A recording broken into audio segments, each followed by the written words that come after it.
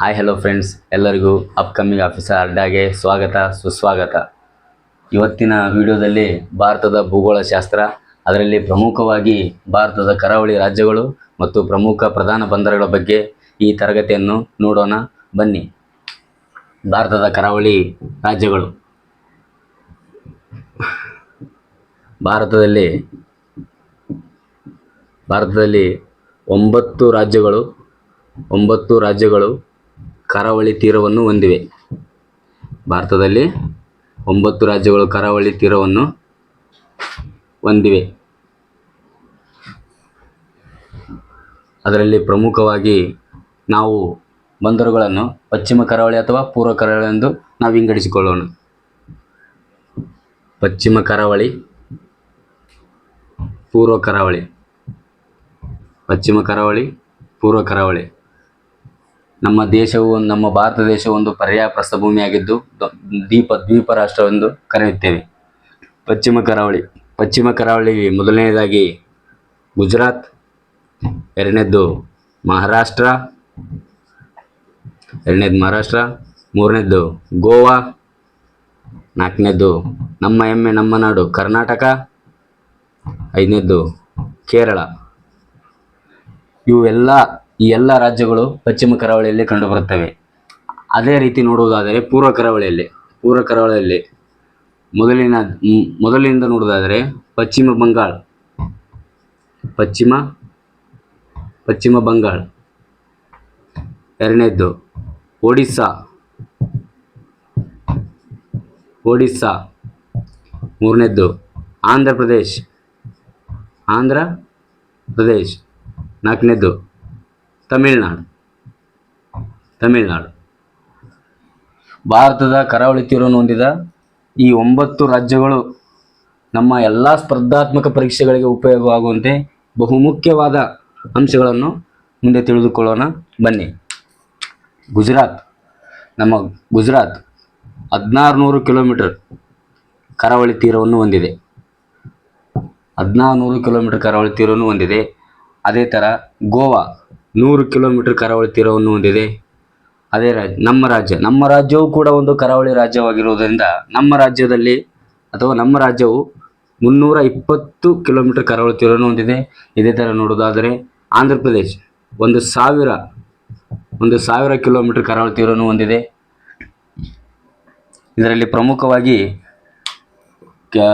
ಪ್ರಮುಖವಾಗಿ ಒಂದೊಂದು ರಾಜ್ಯಗಳ ಬಗ್ಗೆ ಅಧ್ಯಯನ ಮಾಡೋಣ ಬನ್ನಿ. ನೋಡಿ ಸ್ನೇಹಿತರೆ, ಈ ವಿಡಿಯೋ ಪ್ರಮುಖವಾಗಿ ಎಲ್ಲ ಸ್ಪರ್ಧಾತ್ಮಕ ಪರೀಕ್ಷೆಗಳಿಗೆ ಬಹಳ ಮುಖ್ಯವಾದಂಥ ವಿಡಿಯೋ ಆಗಿರುತ್ತದೆ. ದಯವಿಟ್ಟು ಎಲ್ಲರೂ ಈ ವಿಡಿಯೋವನ್ನು ಕೊನೆ ತನಕ ನೋಡಿ, ಎಲ್ಲಿ ಸ್ಕಿಪ್ ಮಾಡದೆ ನೋಡಿ. ಮೊದಲನೇ ರಾಜ್ಯ ಗುಜರಾತ್. ಮ್ಯಾಪ್ ಮೂಲಕ ನೋಡುವುದಾದರೆ ಇದು ನಮ್ಮ ಭಾರತದ ಕರಾವಳಿ ಹೊಂದಿರುವ ರಾಜ್ಯಗಳು. ಮೊದಲನೇದು ಗುಜರಾತ್ ಇಲ್ಲಿ ಕಂಡು ಬರುತ್ತದೆ. ಗುಜರಾತ್ನಲ್ಲಿ ನೋಡುವುದಾದರೆ ಗುಜರಾತ್ 1600 ಕಿಲೋಮೀಟರ್ ಕರಾವಳಿಯನ್ನು ಹೊಂದಿದ್ದು, ಇದರಲ್ಲಿ ಪ್ರಮುಖ ವಿಶೇಷವಾಗಿ ಗುಜರಾತ್ ಕರಾವಳಿ ತೀರವನ್ನು ಕಚ್ ತೀರ ಎಂದು ಕರೆಯಲಾಗುತ್ತದೆ. ಇದು ಬಹುಮುಖ್ಯ ಸ್ನೇಹಿತರೆ. ಕಚ್ ತೀರ ಎಂದು ಕರೆಯುತ್ತಾರೆ. ಇದು ದಯವಿಟ್ಟು ನೋಟ್ಸ್ ಮಾಡಿ ಇಟ್ಕೊಳ್ಬೇಕು. ಇದು ಬಹಳ ಮುಖ್ಯ. ಕೇಳ್ಬಿಡ್ತಾರೆ ಕ್ವಶನಲ್ಲಿ. ಇದು ರಿಪೀಟೆಡ್ ಕ್ವಶನ್ ಕೂಡ. ಕಚ್ ತೀರ ಎಂದು ಯಾವ ರಾಜ್ಯದ ಕರಾವಳಿಗೆ ಕರೆಯುತ್ತಾರೆ ಅಂತ ಕೇಳ್ಬಿಡ್ತಾರೆ. ಆದ ಕಾರಣಕ್ಕಾಗಿ ಕಚ್ ತೀರ ಇದು ಗುಜರಾತ್ ಕರಾವಳಿಗೆ ಕರೆಯುತ್ತಾರೆ. ತದನಂತರ ಗುಜರಾತ್ನಲ್ಲಿ ಕಾಂಡ್ಲಾ ಬಂದರು ಕಂಡುಬರುತ್ತದೆ. ಗುಜರಾತ್ನಲ್ಲಿ ಕಾಂಡ್ಲಾ ಬಂದರು ಇದು ಮುಖ್ಯವಾಗಿರುತ್ತದೆ. ಕಾಂಡ್ಲಾ ಬಂದರು ಕಂಡುಬರುತ್ತದೆ. ಗುಜರಾತ್ನಲ್ಲಿ ಕಾಂಡ್ಲಾ ಬಂದರು ಕಂಡುಬರುತ್ತದೆ. ಈ ಪ್ರಮುಖ ಇದರ ವಿಶೇಷ ಏನಪ್ಪ ಅಂದರೆ, ಕಾಂಡ್ಲಾ ಬಂದರಿಗೆ ಒಬ್ಬ ವ್ಯಕ್ತಿ ಹೆಸರು ಇಡಲಾಗಿದೆ. ಆ ವ್ಯಕ್ತಿ ಯಾರಂದರೆ ದೀನ್ ದಯಾಳ್ ಉಪಾಧ್ಯಾಯ ಬಂದರು ಎಂದು ಮರುನಾಮಕರಣ ಮಾಡಲಾಗಿದೆ. ಇದು ಮುಖ್ಯ ಸ್ನೇಹಿತರೆ. ಕೇಳ್ಬಿಡ್ತಾರೆ ಕ್ವಶನಲ್ಲಿ, ದೀನ್ ದಯಾಳ್ ಉಪಾಧ್ಯಾಯ ಬಂದರು ಎಂದು ಯಾವ ಬಂದರಿಗೆ ಕರೆಯುತ್ತಾರೆ?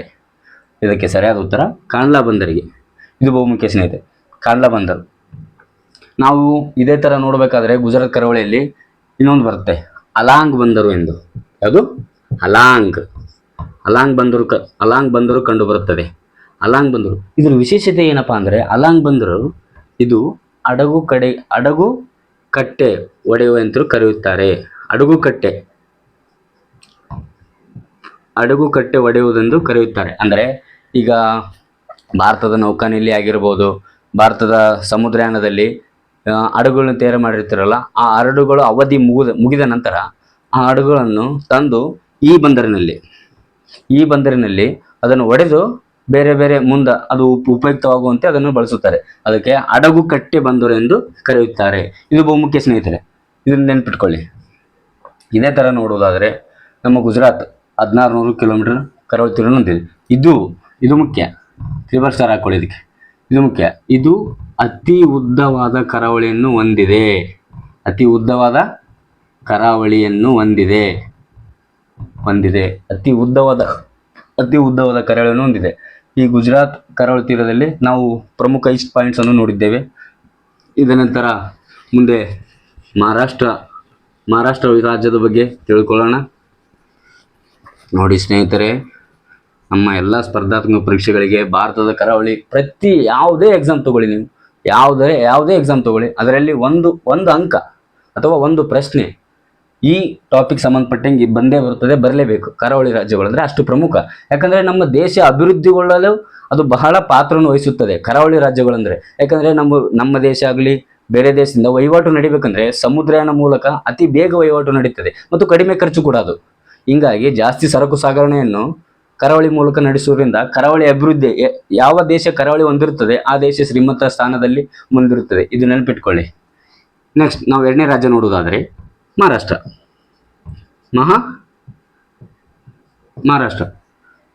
ಮಹಾರಾಷ್ಟ್ರದಲ್ಲಿ ಇದು ಬಹುಮುಖ್ಯ ಸ್ನೇಹಿತರೆ. ಮಹಾರಾಷ್ಟ್ರದಲ್ಲಿ ಮುಂಬೈ ಬಂದರು ಕಂಡುಬರುತ್ತದೆ. ಮುಂಬೈ ಬಂದರು ಕಂಡುಬರುತ್ತದೆ. ಇದರಲ್ಲಿ ಮುಖ್ಯ ವಿಶೇಷ ಏನೆಂದರೆ, ಮುಂಬೈ ಬಂದರು ಭಾರತದ ಕರಾವಳಿ ಬಂದರುಗಳಲ್ಲಿ ಅತಿ ಉದ್ದವಾದ ಕರಾವಳಿ ಅಂದರೆ ನಾವು ಗುಜರಾತನ್ನು ನೋಡುತ್ತೇವೆ. ಭಾರತದ ಕರಾವಳಿ ತೀರ ಬಂದರುಗಳಲ್ಲಿ ಅತಿ ದೊಡ್ಡ ಕರಾವಳಿ ತೀರವನ್ನು ಹೊಂದಿದೆ. ಇದು ಮುಖ್ಯ ಸ್ನೇಹಿತರೆ, ಅತಿ ದೊಡ್ಡ ಕರಾವಳಿ ತೀರವನ್ನು ಹೊಂದಿದೆ. ಮುಂಬೈ ಬಂದರು ಇದೆ ಅಲ್ವಾ, ಮುಂಬೈ ಬಂದರು ಭಾರತದ ಅತಿ ದೊಡ್ಡ ಕರಾವಳಿ ತೀರವನ್ನು ಹೊಂದಿದೆ. Note it. ನೆಕ್ಸ್ಟ್ ಮುಂಬೈ ಬಂದರು ಇದು ಮುಖ್ಯ. ಮುಂಬೈ ಬಂದರು ಅತಿ ಹೆಚ್ಚು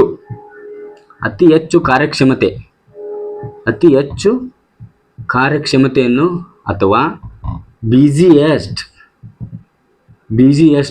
ಬಂದರು ಎಂದು ಕರೆಯುತ್ತಾರೆ. ಈ ಬಂದರು ಯಾವಾಗಲೂ ಕಾರ್ಯದಲ್ಲಿರುತ್ತದೆ. ಹೀಗಾಗಿ ಅತಿ ಹೆಚ್ಚು ಯಾವಾಗಲೂ ಕಾರ್ಯಕ್ಷಮತೆಯಲ್ಲಿರುವಂಥ ಬಂದರು ಯಾವುದಪ್ಪ ಅಂತಂದರೆ ಇದು ಮುಂಬೈ ಬಂದರು ಕರೀತಾರೆ. ಇದಕ್ಕೆ ಇನ್ನೊಂದು ಹೆಸರಿದೆ, ನೈಸರ್ಗಿಕ ಬಂದರು ಎಂದು ಕೂಡ ಕರೆಯುತ್ತಾರೆ. ನೆನ್ಪಿಟ್ಕೊಳ್ಳಿ ಸ್ನೇಹಿತರೆ, ಇದು ಬಹುಮುಖ್ಯ. ಕೇಳ್ಬಿಡ್ತಾರೆ ನಾಳೆ ಎಕ್ಸಾಮಲ್ಲಿ, ನೈಸರ್ಗಿಕ ಬಂದರು ಎಂದು ಯಾವ ಬಂದರಿಗೆ ಕರೆಯುತ್ತಾರೆ? ಇದಕ್ಕೆ ಸರಿಯಾದ ಉತ್ತರ ಮುಂಬೈ ಬಂದರು. ಇದು ನೆನ್ಪಿಟ್ಕೊಳ್ಳಿ. ಇನ್ನೊಂದು ಇದು ಯಾವುದು, ಮುಂಬೈ ಬಂದರು ಅತಿ ಹೆಚ್ಚು ಕಾರ್ಯಕ್ಷಮತೆ ಇದೆಯಲ್ಲ, ಅತಿ ಹೆಚ್ಚು ಕಾರ್ಯಕ್ಷಮತೆ ಅಥವಾ ಬಿಸಿಯೆಸ್ಟ್ ಬಂದರು ಅಂತ ಕರೀತಾರಲ್ಲ, ಆದ ಕಾರಣಕ್ಕಾಗಿ ಇದರ ಕೆಲಸವನ್ನು ಕಮ್ಮಿ ಮಾಡುವುದಕ್ಕಾಗಿ ಅಥವಾ ಕಡಿಮೆಗೊಳಿಸುವುದಕ್ಕಾಗಿ ಇದೇ ಮಹಾರಾಷ್ಟ್ರ ಕರಾವಳಿ ತೀರದಲ್ಲಿ ಇದೇ ಮುಂಬೈ ಬಂದರನ್ನು ಕಾರ್ಯವನ್ನು ಕಡಿಮೆ ಮಾಡಲು ಇನ್ನೊಂದು ಬಂದರನ್ನು ನಿರ್ಮಾಣ ಮಾಡುತ್ತಾರೆ. ಅದೇ ಯಾವುದಪ್ಪ ಅಂದರೆ ನವಸೇವಾ ಬಂದರು. ಇದು ಮುಖ್ಯ ಸ್ನೇಹಿತರೆ, ನವಸೇವಾ ಬಂದರು. ಈ ಬಂದರಿಗೆ ಇನ್ನೊಂದು ಹೆಸರು ಕೂಡ ಇದೆ. ಏನಪ್ಪ ಹೆಸರು ಅಂದರೆ ಕೇಳ್ಬಿಡ್ತಾರೆ ನಾಳೆ. ಈ ಬಂದರಿಗೆ, ನವಸೇವಾ ಬಂದರಿಗೆ, ಈಗ ನಾವು ಹೋದ ಗುಜರಾತ್ ಕರಾವಳಿಯಲ್ಲಿ ನೋಡಿದಾಗೆ ಕಾಂಡ್ಲಾ ಬಂದರಿಗೆ ದೀನ್ ದಯಾಳ್ ಉಪಾಧ್ಯಾಯ ಬಂದರು ಅಂತಂದು ನಾವು ನೋಡಿದ್ದೇವೆ. ಅದೇ ಥರ ನವಸೇವಾ ಬಂದರಿಗೆ ಯಾರ ಹೆಸರನ್ನು ಇಡಲಾಗಿದೆ ಅಂತ ಹೇಳ್ತಾರೆ. ಅದಕ್ಕೆ ಇದು ಬಹುಮುಖ್ಯ. ಏನಪ್ಪ ಅಂದರೆ ನವಸೇವಾ ಬಂದರಿಗೆ ಜವಾಹರ್ಲಾಲ್ ನೆಹರು ಅವರ ಹೆಸರನ್ನು ನಾಮಕರಣ ಮಾಡಲಾಗಿದೆ. ನಾಳೆ ಕೇಳ್ತಾರೆ ಕ್ವಶನ್, PCPSI ಅಲ್ಲೋ, ಜವಾಹರ್ಲಾಲ್ ನೆಹರು ಬಂದರು ಯಾವ ಬಂದರಿಗೆ ಕರೆಯುತ್ತಾರೆ ಅಂತೇಳಿ. ಇದು ನವಸೇವಾ ಬಂದರು. ಇದು ಬಹುಮುಖ್ಯ ಸ್ನೇಹಿತರೆ. ನಾವು ಮಹಾರಾಷ್ಟ್ರದ ಕರಾವಳಿ ತೀರವನ್ನು ನೋಡೋದಾದರೆ ಮುಂಬೈ ಬಂದರದಲ್ಲಿ ಭಾರತದ ಕರಾವಳಿ ಬಂದರುಗಳಲ್ಲಿ ಅತಿ ದೊಡ್ಡ ಬಂದರು ಎಂದು ಕರೆಯುತ್ತೇವೆ. ಇದರಲ್ಲಿ ಅತಿ ಹೆಚ್ಚು ಕಾರ್ಯಕ್ಷಮತೆ ಅಥವಾ ದ ಬಿಜಿಎಸ್ಟ್ ಬಂದರು ಯಾವುದಪ್ಪ ಅಂತಂದರೆ ಇದು ಮುಂಬೈ ಬಂದರು ಕರೆಯುತ್ತಾರೆ. ಇದಕ್ಕೆ ನೈಸರ್ಗಿಕ ಬಂದರು ಎಂದು ಕೂಡ ಕರೆಯುತ್ತಾರೆ. ಮತ್ತು ನವಸೇವಾ ಬಂದರು, ಈ ನವಸೇವಾ ಬಂದರಕ್ಕೆ ಜವಾಹರ್ಲಾಲ್ ನೆಹರು ಅವರ ಹೆಸರನ್ನು ನಾಮಕರಣ ಮಾಡಲಾಗಿದೆ. ಇದು ಬಹುಮುಖ್ಯ ಸ್ನೇಹಿತರೆ. ಮಹಾರಾಷ್ಟ್ರ ನಾವು ನೋಡುವುದಾದರೆ ಮಹಾರಾಷ್ಟ್ರ ಬರುವುದು ಇಲ್ಲಿ. ಇನ್ನೊಂದು ಹೇಳ್ತೀನಿ ಸ್ನೇಹಿತರೆ, ಇದು ಮಹಾರಾಷ್ಟ್ರ, ಇದು ಗುಜರಾತ್ 1600 ಕಿಲೋಮೀಟರ್. ನಾವು ಇನ್ನೊಂದು ನೋಡಬೇಕಾದ್ರೆ ಈಗ ಇದಿಷ್ಟು ಮಹಾರಾಷ್ಟ್ರ ಕರಾವಳಿ ಸಂಬಂಧಪಟ್ಟಂಥ ಪ್ರಮುಖ ನಮ್ಮ ಎಕ್ಸಾಮ್ ಪಾಯಿಂಟ್ ಆಫ್ಗೆ ಎಷ್ಟು ಬೇಕೋ ಅಷ್ಟು ಪ್ರಮುಖ ಮಾಹಿತಿಯನ್ನು ಅಥವಾ ಪ್ರಮುಖ ಪಾಯಿಂಟ್ಸನ್ನು ನಾವು ನೀಡಿದ್ದೇವೆ. ಇದೇ ಥರ ಸ್ನೇಹಿತರೆ ಈಗ ನಾವು ಗುಜರಾತ್ ರಾಜ್ಯದ ಕರಾವಳಿ ಬಗ್ಗೆ ನೋಡಿದ್ದೇವೆ. ಈಗ ಮಹಾರಾಷ್ಟ್ರ ಮುಗಿತು. ನೆಕ್ಸ್ಟ್ ಬರುವುದಪ್ಪ ಏನಂದರೆ, ಇನ್ನೊಂದು ಹೇಳ್ತೀನಿ ಸ್ನೇಹಿತರೆ, ಜಿಯೋಗ್ರಫಿಯನ್ನು ಯಾವತ್ತು ಮ್ಯಾಪ್ ಮೂಲಕ ಓದಿ. ಮ್ಯಾಪ್ ಮೂಲಕ ನೀವು ಓದಿದಷ್ಟು ನಿಮಗೆ ಅದು ಜಾಸ್ತಿ ತಲೆಯಲ್ಲಿ ಉಳ್ಕೊಳ್ತದೆ. ಈಗ ನಿಮ್ಗೆ ಗುಜರಾತ್ ಬಗ್ಗೆ ಗೊತ್ತು, ಗುಜರಾತ್ ಎಲ್ಲಿ ಬರುತ್ತೆ ಅಂದರೆ ಗೊತ್ತಿಲ್ಲ, ಇದು ಗುಜರಾತ್, ಮಹಾರಾಷ್ಟ್ರ, ಈ ಥರ. ಗುಜರಾತ್ ಆದಮೇಲೆ ಯಾವ್ದು ಬರುತ್ತೆ? ನೆಕ್ಸ್ಟ್ ಗೋವಾ, ನಿಮ್ಮ ಫೇವ್ರೇಟ್ ಗೋವಾ ರಾಜ್ಯ. ಗೋವಾ ರಾಜ್ಯ ಇದು ನಮ್ಮ ಕರಾವಳಿ ರಾಜ್ಯದಲ್ಲಿ ಪ್ರಮುಖ. ಯಾಕಪ್ಪ ಪ್ರಮುಖ ಅಂದರೆ, ಗೋವಾ ರಾಜ್ಯವು ಕಡಿಮೆ ಕರಾವಳಿ ತೀರವನ್ನು ಹೊಂದಿದೆ.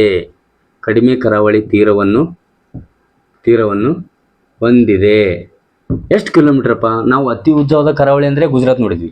ಅದೇ ಥರ ಅತಿ ಕಡಿಮೆ ಕರಾವಳಿ ತೀರ ಅಂತಂದರೆ ಗೋವಾವನ್ನು ನೋಡ್ತೇವೆ. ಗೋವಾ ಎಷ್ಟಿದೆ ಅಂದರೆ ಕೇವಲ 100 ಕಿಲೋಮೀಟರ್. ಗೋವಾ ಎಷ್ಟು ಕಿಲೋಮೀಟರ್ ಹೊಂದಿದೆ ಅಂದರೆ ಕೇವಲ 100 ಕಿಲೋಮೀಟರ್. ಮತ್ತು ಇನ್ನು ಗೋವಾದಲ್ಲಿ ನೋಡಬೇಕಾದ್ರೆ, ಗೋವಾ ರಾಜ್ಯವು ಮಾಂಡೋವಿ ನದಿಯ ತೀರದಲ್ಲಿ ಕಂಡುಬರುತ್ತದೆ.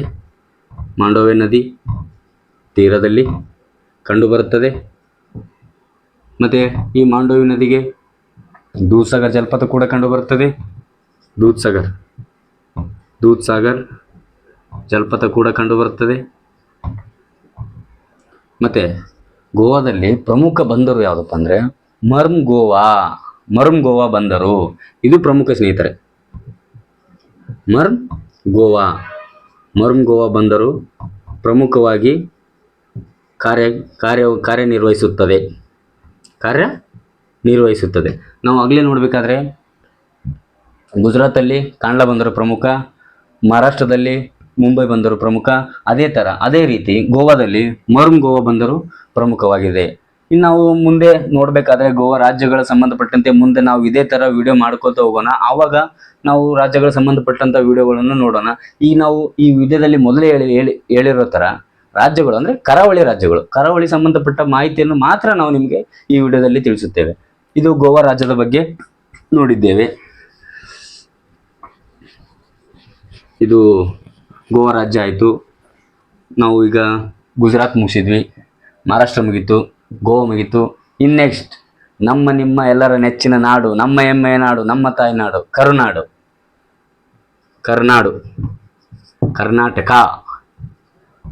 ಕರ್ನಾಟಕ. ನಮ್ಮ ರಾಜ್ಯ ಅಭಿವೃದ್ಧಿ ಹೊಂದುವುದರಲ್ಲಿ ನಮ್ಮ ಕರ್ನಾಟಕ ಕರಾವಳಿ ತೀರವನ್ನು ಹೊಂದಿದೆ. ಅದು ಕೂಡ ನಮ್ಮ ರಾಜ್ಯದ ಅಭಿವೃದ್ಧಿಗೆ ಕೊಡುಗೆಯನ್ನು ನೀಡುತ್ತದೆ. ನಮ್ಮ ರಾಜ್ಯವು ಕರಾವಳಿ ತೀರವನ್ನು ಹೊಂದಿದೆ. ನಮ್ಮ ರಾಜ್ಯ ಎಷ್ಟು ಕರಾವಳಿ ತೀರವನ್ನು ಹೊಂದಿದೆ ಅಂದರೆ 320 ಕಿಲೋಮೀಟರ್. ನಮ್ಮ ರಾಜ್ಯ ಎಷ್ಟು ಕರಾವಳಿ ತೀರ ಹೊಂದಿದೆ ಅಂದರೆ 320 ಕಿಲೋಮೀಟರ್. ಕೇಳ್ತಾರೆ ಸ್ನೇಹಿತರೆ, ಹಲವಾರು ಸ್ಪರ್ಧಾತ್ಮಕ ಪರೀಕ್ಷೆಗಳಲ್ಲಿ ಕೇಳಿದ್ದಾರೆ, ಕರ್ನಾಟಕ ರಾಜ್ಯವು ಕರಾವಳಿ ತೀರ ಹೊಂದಿದೆ, ಎಷ್ಟು ಕಿಲೋಮೀಟರ್ ಹೊಂದಿದೆ? ನಮಗೆ ಗೊತ್ತಿರಬೇಕು, 320 ಕಿಲೋಮೀಟರ್. ಮತ್ತು ಇನ್ನೂ ಡೀಪಾಗಿ ಕೇಳ್ತಾನೆ, ಏನಪ್ಪ ಅಂದರೆ 320 ಕಿಲೋಮೀಟರ್ ಕರಾವಳಿ ತೀರವನ್ನು ಹೊಂದಿದೆ ಅಲ್ವಾ, ಯಾವ ಜಿಲ್ಲೆಗಳು ಕರಾವಳಿ ತೀರವನ್ನು ಹೊಂದಿವೆ? ಇದು ಬಹುಮುಖ್ಯ ಸ್ನೇಹಿತರೆ. ಕರ್ನಾಟಕ ಎಷ್ಟು ಕರಾವಳಿ ತೀರ ಹೊಂದಿದೆ? 320 ಅಂತ ಎಲ್ಲರೂ ಹೇಳ್ತಾರೆ. ಬಟ್ ಯಾವ ಜಿಲ್ಲೆ ಎಷ್ಟೆಷ್ಟು ಹೊಂದಿವೆ ಅನ್ನೋದು ಗೊತ್ತಾಗಬೇಕಲ್ವಾ? ಅದಕ್ಕೆ ನೋಡಿ ಸ್ನೇಹಿತರೆ, 3 ಜಿಲ್ಲೆಗಳು ಕರಾವಳಿ ತೀರವನ್ನು ಹೊಂದಿವೆ. ಅದರಲ್ಲಿ ಒಂದನೇದು ಉತ್ತರ ಕನ್ನಡ. ಯಾವ್ದು ಹೇಳಿ? ಉತ್ತರ ಕನ್ನಡ. ನಾವು ಕಾರವಾರ ಅಂತ ಕರಿತೀವಲ್ಲ, ಉತ್ತರ ಕನ್ನಡ. ಎರಡನೇದ್ದು ದಕ್ಷಿಣ ಕನ್ನಡ. ಮೂರನೇದ್ದು ಉಡುಪಿ. ಇದರಲ್ಲಿ ಸ್ನೇಹಿತರೆ ಈಗ ನೀವು ಕರ್ನಾಟಕ 320 ಕಿಲೋಮೀಟರ್ ಕರಾವಳಿ ಹೊಂದಿದೆ ಎಂದು ಗೊತ್ತಾಯ್ತು. ಯಾವ ಯಾವ ಜಿಲ್ಲೆಗಳು ಹೊಂದಿದ್ದು ಗೊತ್ತಾಯ್ತು. ಒಂದನೇದು ಉತ್ತರ ಕನ್ನಡ, ಎರಡನೇದು ದಕ್ಷಿಣ ಕನ್ನಡ, ಮೂರನೇದು ಉಡುಪಿ. ಬಟ್ ಇಲ್ಲಿ ಮೇನ್ ಇಂಪಾರ್ಟೆಂಟ್ ಏನಂದ್ರೆ KS ಫಿಲಿಮ್ಸ್ ಅಲ್ಲಿ ಅಥವಾ ವಿಲೇಜ್ ಅಕೌಂಟ್, ಈ ಗ್ರಾಮ ಲೆಕ್ಕ ಅಧಿಕಾರಿಗಳು ಕರೆದಿದ್ದಾರಲ್ಲ, ಅದರಲ್ಲಿ ಬಹು ಪ್ರಮುಖ ಕರ್ನಾಟಕ ಜಿಯೋಗ್ರಫಿ ಅಂತಂದು ಅವರು ಉಲ್ಲೇಖ ಮಾಡಿದ್ದಾರೆ. ಅದರಲ್ಲಿ ಉತ್ತರ ಕನ್ನಡ ಎಷ್ಟು ಕಿಲೋಮೀಟರ್ ಹೊಂದಿದೆ ಅಂದರೆ 160 160 ಕಿಲೋಮೀಟರ್. ಇದು ಬಹುಮುಖ್ಯ ಸ್ನೇಹಿತರೆ. ಕರ್ನಾಟಕದಲ್ಲಿ ಅತಿ ಉದ್ದವಾದ ಕರಾವಳಿಯನ್ನು ಹೊಂದಿದೆ ಜಿಲ್ಲೆ ಯಾವುದಪ್ಪ ಅಂದರೆ ಉತ್ತರ ಕನ್ನಡ. ಎಷ್ಟಪ್ಪ ಅಂದರೆ 160 ಕಿಲೋಮೀಟರ್. ಅದೇ ಥರ ದಕ್ಷಿಣ ಕನ್ನಡ ಎಷ್ಟು ಹೊಂದಿದೆ ಅಂದರೆ 62 ಕಿಲೋಮೀಟರ್. ಎಷ್ಟು ಹೇಳಿ? 62 ಕಿಲೋಮೀಟರ್. ಅದೇ ಥರ ಉಡುಪಿ ಎಷ್ಟೊಂದು ಹೊಂದಿದೆ ಅಂದರೆ 98 ಕಿಲೋಮೀಟರ್. ಇದು ಅಷ್ಟು ಸೇರಿಸಿ ಸ್ನೇಹಿತರೆ 320 ಆಗುತ್ತೆ. 8 2 10 9 1 10 6 6 12 22 2 1 3 320. ಇದು ಕರ್ನಾಟಕ ಕಿಲೋಮೀಟರ್. ಕರ್ನಾಟಕ 370 ಕಿಲೋಮೀಟರ್ ಹೊಂದಿದೆ. ಉತ್ತರ ಕನ್ನಡ 160, ದಕ್ಷಿಣ ಕನ್ನಡ 62, ಉಡುಪಿ 98. ಇದೇ ಥರ ಹೇಳ್ಬೇಕಾದ್ರೆ ಉತ್ತರ ಕನ್ನಡ ಅತಿ ಹೆಚ್ಚು ಕರಾವಳಿ ತೀರ ಹೊಂದಿದೆ. ಎರಡನೇ ಅತಿ ಹೆಚ್ಚು ಕರಾವಳಿ ತೀರ ಹೊಂದಿದ ಜಿಲ್ಲೆ ಯಾವುದಪ್ಪ ಅಂದರೆ ಉಡುಪಿ. ಎಷ್ಟಪ್ಪ ಅಂದರೆ 98 ಕಿಲೋಮೀಟರ್ ಹೊಂದಿದೆ. ನಾವು ಈಗ ಇದೇ ಥರ ನೋಡ್ಬೇಕಾದ್ರೆ ನಮ್ಮ ಕರ್ನಾಟಕದಲ್ಲಿ ಪ್ರಮುಖವಾದ ಪ್ರಧಾನ ಬಂದರು ಯಾವುದಪ್ಪ ಅಂತಂದರೆ ನವಮಂಗಳೂರು. ಯಾವ್ದು ಹೇಳಿ? ನವಮಂಗಳೂರು ಬಂದರು. ಇದು ಮುಖ್ಯ ಸ್ನೇಹಿತರೆ. ಇದು ಯಾಕೆ ಮುಖ್ಯ? ನವಮಂಗಳೂರು ಬಂದರು ಇದು ಯಾಕೆ ಮುಖ್ಯ ಅಂದರೆ ಇದನ್ನು ಕರ್ನಾಟಕದ ಹೆಬ್ಬಾಗಿಲು ಎಂದು ಕರೆಯುತ್ತಾರೆ. ಕರ್ನಾಟಕದ ಹೆಬ್ಬಾಗಿಲು ಎಂದು ಕರೆಯುತ್ತಾರೆ. ನಮ್ಮ ದೇಶದ ಪ್ರಧಾನಮಂತ್ರಿಯವರಾದ ಶ್ರೀಮತಿ ಇಂದಿರಾ ಗಾಂಧಿಯವರು ಈ ನವಮಂಗಳೂರು ನೌಕಾನೆಲೆಯಲ್ಲಿ ಬಂದಿರುತ್ತಿದ್ದಾರೆ. ಇದೇ ಥರ ನಾವು ಮುಂದೆ ನೋಡುವುದಾದರೆ ನವಮಂಗಳೂರು ಬಂದರು ಕರ್ನಾಟಕದ ಹೆಬ್ಬಾಗಿಲು ಎಂದು ಕರೆಯುತ್ತಾರೆ. ಈ ಬಂದರಿನಲ್ಲಿ ಅತಿ ಹೆಚ್ಚು ಕಬ್ಬಿಣ ರಫ್ತಾಗುತ್ತದೆ. ನೋಡಿ ಸ್ನೇಹಿತರೆ, ಇದು ಕರ್ನಾಟಕ 320 ಕಿಲೋಮೀಟರ್, ನವಮಂಗಳೂರು ಪ್ರಧಾನ ಬಂದರು. ಇನ್ನು ನಾವು ಹೆಚ್ಚಿನ ನೋಡಬೇಕಾದ್ರೆ ಕರ್ನಾಟಕದಲ್ಲಿ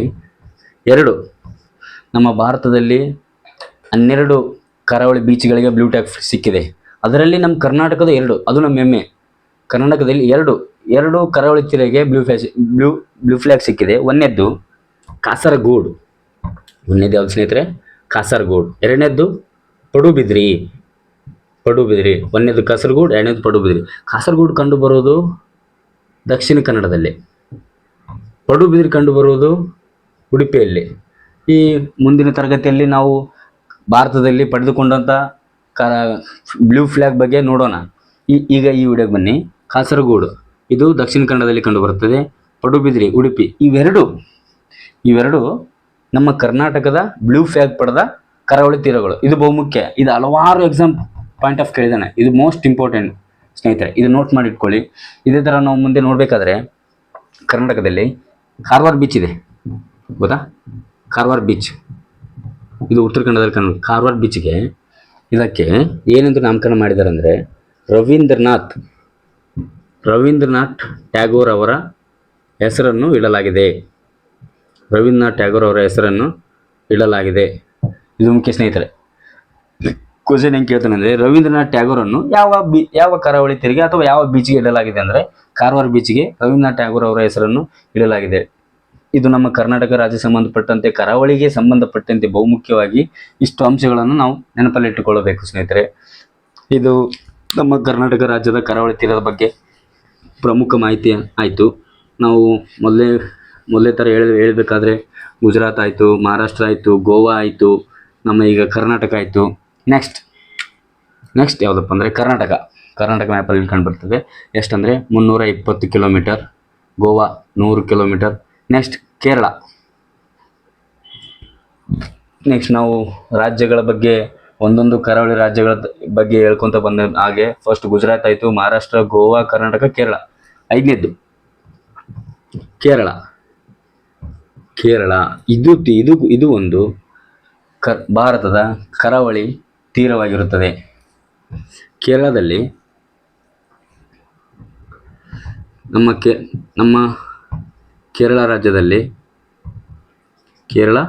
ರಾಜ್ಯದಲ್ಲಿ ಸಾರಿ ಸ್ನೇಹಿತರೆ, ಕರ್ನಾಟಕ ಕರಾವಳಿ ತೀರದಲ್ಲಿ ಒಂದು ಪಾಯಿಂಟ್ ಬಿಟ್ಟೆ. ನೋಡೋಣ ಬನ್ನಿ. ಕರ್ನಾಟಕದ ನಾವೀಗ ಗುಜರಾತಲ್ಲಿಗೆ ನೋಡಿದ್ವಿ, ಕಚ್ ಕಾರಿ ಎಂದು ಕರೆಯುತ್ತಾರೆ ಗುಜರಾತ್ ತೀರಕ್ಕೆ. ಮಹಾರಾಷ್ಟ್ರ ಮತ್ತು ಗೋವಾಕ್ಕೆ ಕೊಂಕಣಿ ತೀರ ಎಂದು ಕರೆಯುತ್ತಾರೆ. ಅದೇ ಥರ ನಮ್ಮ ಕರ್ನಾಟಕದ ಕರಾವಳಿ ತೀರಕ್ಕೆ ಏನೆಂದು ಕರೆಯುತ್ತಾರೆ ಅಂದರೆ ಕೆನರಾ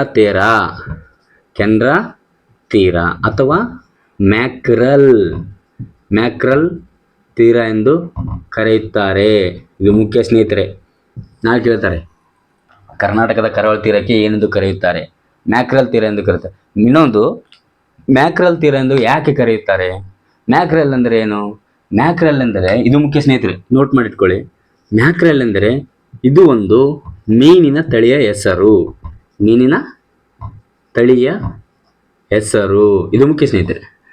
ಮ್ಯಾಕ್ರಲ್ ಒಂದು, ಈಗ ನಾವೇನು ಕರಾವಳಿ ಪ್ರದೇಶದಲ್ಲಿ ಇದ್ದವರಿಗೆಲ್ಲ ವಿದ್ಯಾರ್ಥಿಗಳಿಗೆ ಬಹಳ ಗೊತ್ತಿರ್ತಿದ್ದು, ಯಾಕಂದರೆ ಅವರು ಅಲ್ಲೇ ವಾಸಿಸೋದ್ರಿಂದ ಮೀನಿನ ತಳಿ ಹೆಸರು ಮ್ಯಾಕ್ರಲ್. ಈಗ ನಾವು ಬಾಂಗ್ಡಾ ಮೀನು ಅಂತ ಏನು ಕರಿತೀವಲ್ಲ, ಆ ಬಾಂಗ್ಡಾ ಮೀನನ್ನೇ ಮ್ಯಾಕ್ರಲ್ ತಳಿ ಆದ ಕಾರಣಕ್ಕೋಸ್ಕರ ನಮ್ಮ ಕರ್ನಾಟಕದ ಕರಾವಳಿ ತೀರವನ್ನು ಮ್ಯಾಕ್ರಲ್ ತೀರ ಎಂದು ಕರೆಯುತ್ತಾರೆ. ಇದೇ ಪಾಯಿಂಟ್ ಮಿಸ್ ಆಗಿದೆ ಸ್ನೇಹಿತರೆ.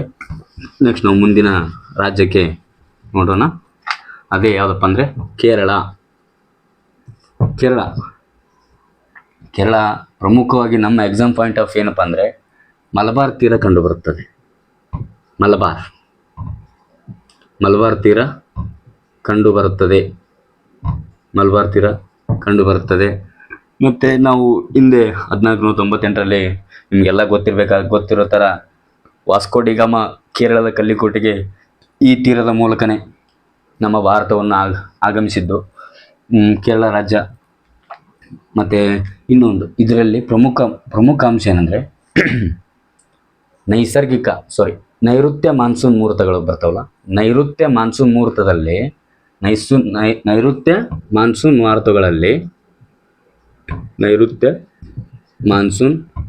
ಮಾರುತಗಳಲ್ಲಿ ಇದು ಇಂಪಾರ್ಟೆಂಟ್ ಸ್ನೇಹಿತರೆ.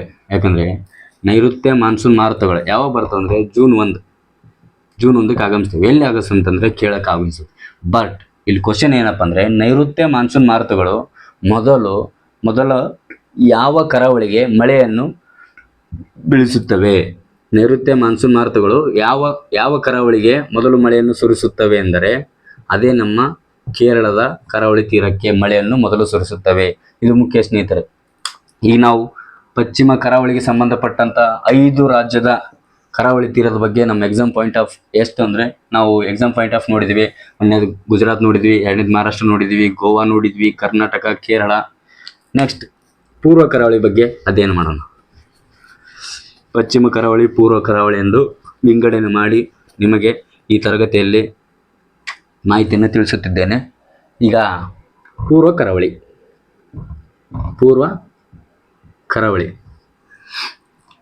ಕರಾವಳಿಯಲ್ಲಿ ಈಗ ನಾವು ಪಶ್ಚಿಮ ಕರಾವಳಿ ನೋಡಿದ್ವಲ್ಲ, ಪೂರ್ವ ಕರಾವಳಿಯಲ್ಲಿ ಫಸ್ಟ್ ಬರೋದು ಪಶ್ಚಿಮ ಬಂಗಾಳ. ಇದು ಮುಖ್ಯ ಸ್ನೇಹಿತರೆ. ಪಶ್ಚಿಮ ಬಂಗಾಳದಲ್ಲಿ ಹಾಲ್ಡಿಯಾ ಬಂದರು ಕಂಡುಬರುತ್ತದೆ. ಯಾವ್ದು ಹೇಳಿ? ಹಾಲ್ಡಿಯಾ ಬಂದರು ಕಂಡುಬರುತ್ತದೆ. ಈ ಹಾಲ್ಡಿಯಾ ಬಂದರು ಪ್ರಮುಖವಾದ ಬಂದರಾಗಿರುತ್ತದೆ ನಮ್ಮ ಪೂರ್ವ ಕರಾವಳಿಯಲ್ಲಿ. ಈ ಹಾಲ್ಡಿಯಾ ಬಂದರು ತದನಂತರ ಇದರಲ್ಲಿ ಮೋಸ್ಟ್ ಇಂಪಾರ್ಟೆಂಟ್ ಸ್ನೇಹಿತರೆ, ಇಲ್ಲಿ ಚಂದ್ರಬಾಗ್ ಬೀಚ್ ಕಂಡುಬರುತ್ತದೆ. ಚಂದ್ರಬಾಗ್ ಬೀಚ್ ಇದು ಯಾಕೆ ಇಂಪಾರ್ಟೆಂಟ್ ಏನಪ್ಪ ಅಂದರೆ ಚಂದ್ರಬಾಗ್ ಬೀಚ್ ಇದು ಬ್ಲೂ ಫ್ಲ್ಯಾಗ್ ಪಡೆದಿದೆ. ಅದು ಒಂದೇ ಕಾರಣಕ್ಕೆ ಇದು ಇಂಪಾರ್ಟೆಂಟ್ ಅಲ್ಲ, ಬ್ಲೂ ಫ್ಲ್ಯಾಗ್ ಪಡೆದಿದೆ. ಬಟ್ ನಮ್ಮ ಏಷ್ಯಾ ಖಂಡದಲ್ಲೇ ಮೊದಲನೇದಾಗಿ ಬ್ಲೂ ಫ್ಲ್ಯಾಗ್ ಅನ್ನು ಪಡೆದ ಬೀಚ್ ಯಾವುದಪ್ಪ ಅಂದರೆ ಚಂದ್ರಬಾಗ್ ಬೀಚ್. ಏಷ್ಯಾ ಖಂಡದಲ್ಲೇ ಫಸ್ಟ್ ಇದು. ಈ ಚಂದ್ರಬಾಗ್ ಬೀಚು ಏಷ್ಯಾ ಖಂಡದಲ್ಲೇ ಫಸ್ಟ್ ಇದು ಬ್ಲೂ ಫ್ಲ್ಯಾಗ್ ಪಡೆದಿದ್ದು. ಇದಕ್ಕಿದು ಬಹುಮುಖ್ಯ ಸ್ನೇಹಿತರೆ. 3 ಸ್ಟಾರ್ ಹಾಕಿರ್ತೀನಿ, ದಯವಿಟ್ಟು ಇದನ್ನ ಪಾಯಿಂಟ್ ನೋಟ್ ಮಾಡಿಟ್ಕೊಳ್ಳಿ, ಮರಿಬೇಡಿ. ನೆಕ್ಸ್ಟ್ ಇನ್ನೊಂದು ಏನಪ್ಪ ಅಂದರೆ ಪಶ್ಚಿಮ ಬಂಗಾಳದಲ್ಲಿ ಮ್ಯಾಂಗ್ರೋವ್ ಅರಣ್ಯ ಕಂಡುಬರುತ್ತವೆ. ನಿಮಗೆಲ್ಲ ಗೊತ್ತಿರೋ ಥರ ಮ್ಯಾಂಗ್ರೋವ್ ಅರಣ್ಯಗಳು ಕಂಡು ಬರುತ್ತವೆ. ಇದು ಮುಖ್ಯ ಸ್ನೇಹಿತರೆ. ಮ್ಯಾಂಗ್ರೋವ್ ಅರಣ್ಯಗಳು ಎಲ್ಲಿ ಕಂಡುಬರುತ್ತವೆ ಅಂದರೆ ನಮ್ಮ ಪಶ್ಚಿಮ ಬಂಗಾಳದಲ್ಲಿ ಕಂಡುಬರುತ್ತದೆ. ಮತ್ತು ಅದೇ ಥರ ನೋಡಬೇಕಾದ್ರೆ ಪಶ್ಚಿಮ ಬಂಗಾಳದಲ್ಲಿ ಸೆಣಬು ಅತಿ ಹೆಚ್ಚು ಉತ್ಪಾದನೆ ಆಗುತ್ತದೆ. ಸೆಣಬು ಅತಿ ಹೆಚ್ಚು ಉತ್ಪಾದನೆ. ನಾವು ಮುಂದಿನ ವಿಡಿಯೋದಲ್ಲಿ ರಾಜ್ಯಗಳ ಸಂಬಂಧಪಟ್ಟಂಥ ವಿಡಿಯೋದಲ್ಲಿ ಆ ರಾಜ್ಯಗಳ ಸಂಬಂಧಪಟ್ಟಂಥ ಮಾಹಿತಿಯನ್ನು ನೀಡೋಣ. ಮ್ಯಾಂಗ್ರೋವ್ ಅರಣ್ಯಗಳು ಕಂಡುಬರುತ್ತವೆ, ಸೆಣಬು ಅತಿ ಹೆಚ್ಚು ಕಂಡುಬರುತ್ತದೆ. ಇನ್ನೂ ಒಂದು ಬಹುಮುಖ್ಯ ಸ್ನೇಹಿತರೆ, ನಿಮ್ಗೆ ಆಮೆ ಗೊತ್ತಲ್ವಾ? ಆಲಿವ್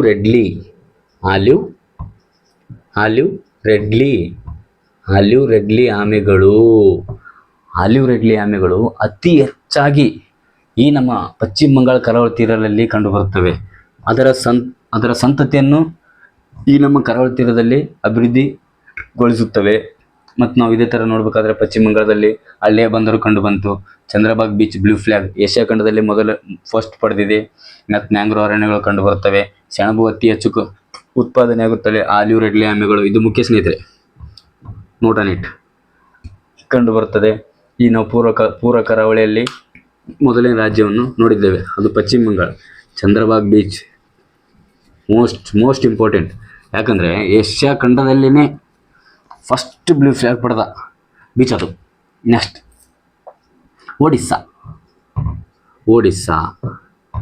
ಒಡಿಸ್ಸಾ. ಇಲ್ಲಿ ಒಡಿಸ್ಸಾ ಕರಾವಳಿ ತೀರದಲ್ಲಿ ಮುಖ್ಯ ಏನಪ್ಪ ಅಂದರೆ, ಒಡಿಸ್ಸಾದಲ್ಲಿ ಉತ್ಕಲ ತೀರ. ಈ ಕರಾವಳಿ ತೀರಕ್ಕೆ ಏನೆಂದು ಕರೆಯುತ್ತಾರೆಂದರೆ ಉತ್ಕಲ ತೀರ ಎಂದು ಕರೆಯಲಾಗುತ್ತದೆ. ಇದು ಮುಖ್ಯ ಸ್ನೇಹಿತರೆ, ಉತ್ಕಲ ತೀರ ಎಂದು ಕರೆಯಲಾಗುತ್ತದೆ. ಈಗ ನಮ್ಮ ರಾಜ್ಯದಲ್ಲಿ ಕೆನರಾ ತೀರ, ಗುಜರಾತಲ್ಲಿ ಕಚ್ ತೀರ, ಅದೇ ಥರ ಒಡಿಸ್ಸಾ ಕರಾವಳಿ ತೀರವನ್ನು ಉತ್ಕಲ ತೀರ ಎಂದು ಕರೆಯಲಾಗುತ್ತದೆ. ಇನ್ನೊಂದು ಬಹುಮುಖ್ಯವಾದ ಬಂದರು ಬರುತ್ತದೆ ಇಲ್ಲಿ, ಪಾರಾದೀಪ ಅಥವಾ ಪ್ಯಾರಾದೀಪ ಬಂದರು ಕಂಡುಬರುತ್ತದೆ. ಬಂದರು ಕಂಡುಬರುತ್ತದೆ. ಇದು ಮುಖ್ಯ ಸ್ನೇಹಿತರೆ. ನಮ್ಮ ಎಕ್ಸಾಮ್ ಪಾಯಿಂಟ್ ಆಫ್ 2-3 ಪಾಯಿಂಟ್ಸ್ ಕಂಡುಬರುತ್ತವೆ ಒಡಿಸ್ಸಾದಲ್ಲಿ. ಮತ್ತು ನಾವು ಮುಂದಿನ ರಾಜ್ಯಕ್ಕೆ ಹೋಗುವುದಾದರೆ ಈ ನಾವು ಪೂರ್ವ ಕರಾವಳಿ 2 ರಾಜ್ಯಗಳನ್ನು ನೋಡುತ್ತೇವೆ ಸ್ನೇಹಿತರೆ. ಈಗ ನಾವು ಪಶ್ಚಿಮ ಕರಾವಳಿ ನೋಡಿದ್ದೇವೆ. ಪೂರ್ವ ಕರಾವಳಿಯಲ್ಲಿ ಪಶ್ಚಿಮ ಬಂಗಾಳ ಮುಗಿದಿದೆ, ಒಡಿಸ್ಸಾ ಮುಗಿದಿದೆ. ಈಗ ಆಂಧ್ರ ಪ್ರದೇಶ್, ಪೂರ್ವ ಕರಾವಳಿಯಲ್ಲಿ ಆಂಧ್ರ ಪ್ರದೇಶ ರಾಜ್ಯವನ್ನು ನೋಡೋಣ ಬನ್ನಿ.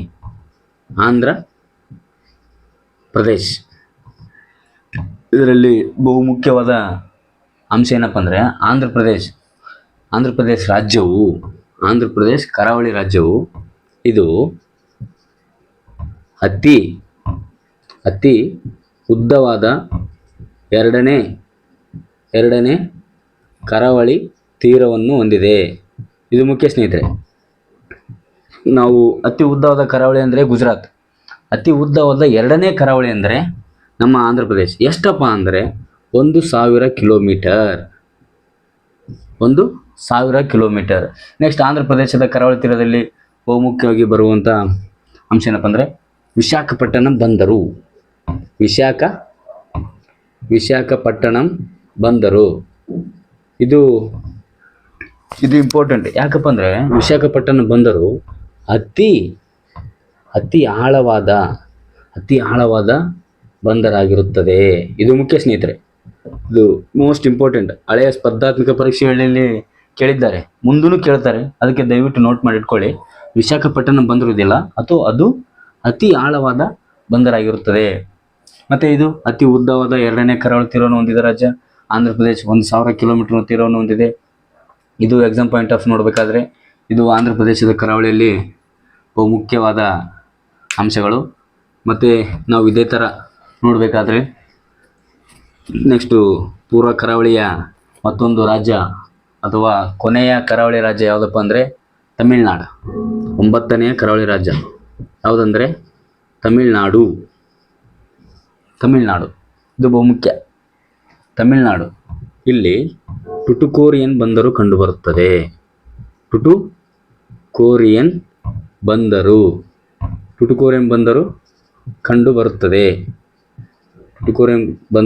ಕಂಡುಬರುತ್ತದೆ. ಇದು ಯಾಕೆ ಮುಖ್ಯ ಅಥವಾ ಯಾಕೆ ಪ್ರಮುಖ ಎಂದರೆ ಟುಟುಕೋರಿಯನ್ ಬಂದರನ್ನು ಹವಳದ ಬಂದರು ಎಂದು ಕರೆಯುತ್ತಾರೆ.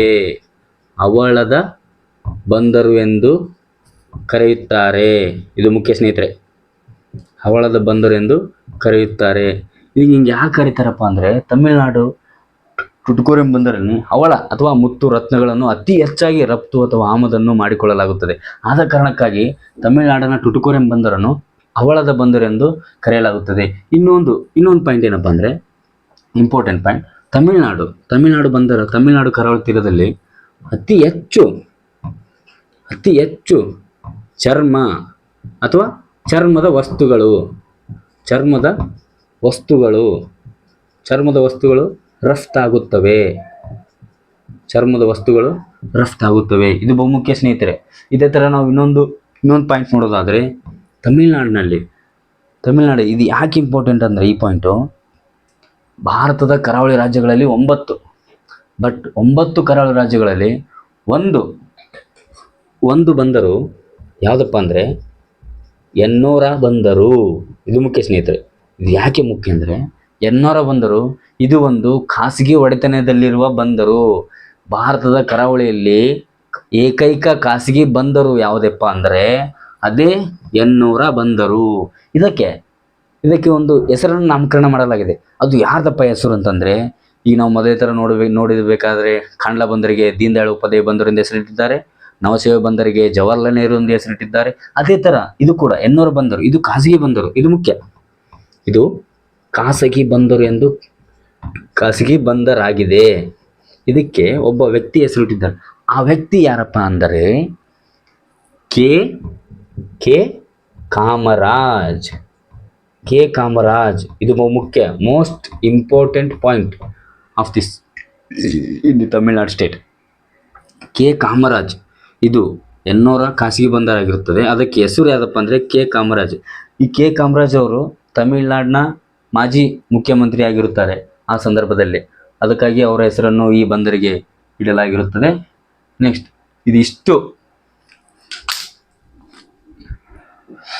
ಇದಿಷ್ಟು ನಮ್ಮ ಭಾರತದ ಕರಾವಳಿ ರಾಜ್ಯಗಳ ಬಗ್ಗೆ ಎಕ್ಸಾಮ್ ಪಾಯಿಂಟ್ ಆಫ್ ವ್ಯೂ, ನಮ್ಮ ಮುಂದೆ ಬರುವಂಥ ಎಲ್ಲ ಸ್ಪರ್ಧಾತ್ಮಕ ಪರೀಕ್ಷೆಗಳಿಗೆ ಅನ್ವಯ ಆಗುವಂತೆ ಸಂಪೂರ್ಣ ಅಥವಾ ಪ್ರಮುಖ ಮಾಹಿತಿಯನ್ನು ನಾವು ಕರಾವಳಿ ರಾಜ್ಯಗಳ ಬಗ್ಗೆ ನೀಡಿದ್ದೇವೆ. ಇದರಲ್ಲಿ ನಾವು ಮೊದಲನೇ ವಿಡಿಯೋದಲ್ಲಿ ಇಷ್ಟು ಭಾರತದ ಕರಾವಳಿ ರಾಜ್ಯಗಳು ಮತ್ತು ಪ್ರಮುಖ ಬಂದರ ಬಗ್ಗೆ ತಿಳಿಸಿದ್ದೇವೆ. ಒಂದು ಕರೆಕ್ಷನ್ ಪ್ಲೀಸ್, ಸಾರಿ. ಏನಪ್ಪ ಅಂದರೆ, ನಾವು ಆಗಲೇ ಹೇಳಿದ್ವಿ, ಕರ್ನಾಟಕ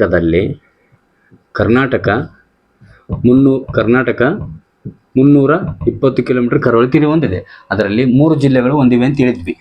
3 ಜಿಲ್ಲೆಗಳು ಯಾವಪ್ಪ ಅಂದರೆ ಉತ್ತರ ಕನ್ನಡ, 2ನೇದ್ದು ಉಡುಪಿ, 3ನೇದ್ದು ದಕ್ಷಿಣ ಕನ್ನಡ. ಇದರಲ್ಲಿ ನಾವು ಆಗಲೇ ಒಂದು ಮಿಸ್ಟೇಕ್ ಮಾಡಿದ್ವಿ.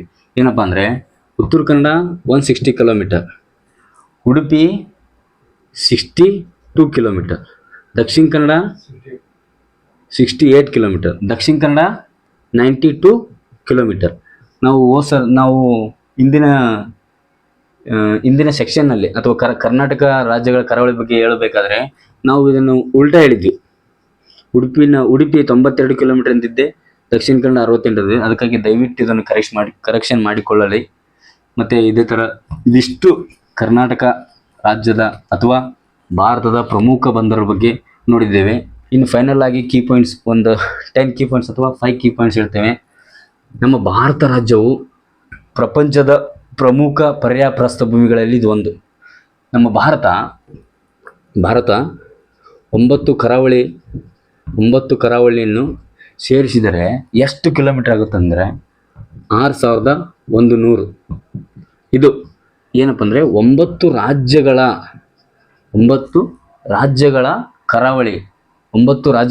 ಕರಾವಳಿಯನ್ನು ಸೇರಿಸಿದರೆ 6100 ಕಿಲೋಮೀಟರ್ ಆಗುತ್ತದೆ. ಬಟ್ ಇದರಲ್ಲಿ ಕೇಂದ್ರಾಡಳಿತ ಪ್ರದೇಶಗಳನ್ನು ಹೊರತುಪಡಿಸಿ, ಇದು ಮುಖ್ಯ ಸ್ನೇಹಿತರೆ, ನಾವು ಕೇಂದ್ರಾಡಳಿತ 9 ರಾಜ್ಯಗಳು ಮತ್ತು ಕೇಂದ್ರಾಡಳಿತ ಪ್ರದೇಶಗಳು ಇವೆರಡನ್ನು ಸೇರಿಸಿದರೆ ಭಾರತ ಎಷ್ಟು ಕಿಲೋಮೀಟರ್ ಕರಾವಳಿ ತೀರವನ್ನು ಹೊಂದಿದೆ ಅಂದರೆ 7515.6 ಕಿಲೋಮೀಟರ್ ಕರಾವಳಿ ತೀರವನ್ನು ಹೊಂದಿದೆ. ಇದು ಮುಖ್ಯ ಸ್ನೇಹಿತರೆ.